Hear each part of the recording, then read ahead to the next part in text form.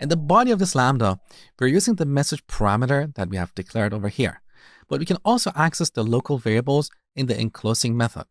So I'm going to declare a variable called prefix and set it to hyphen.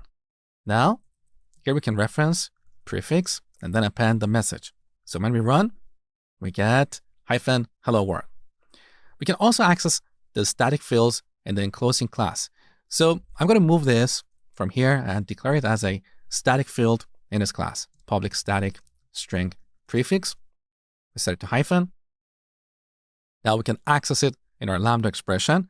So when we run, we get the same result as before.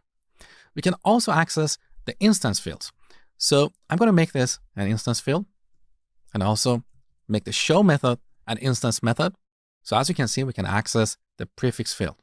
Now, what about this? What do you think this represents here? It represents the current instance of the Lambda's demo class. So if we type dot, you can see the prefix field and the show method. So this is one of the differences between Lambda expressions and anonymous inner classes.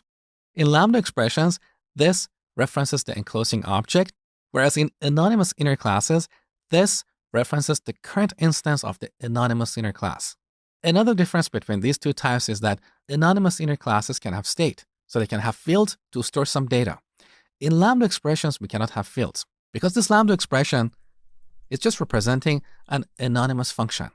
So we cannot have instance fields here. We cannot have state. We can only access the local variables declared in the enclosing object, as well as the static and instance fields in the enclosing class.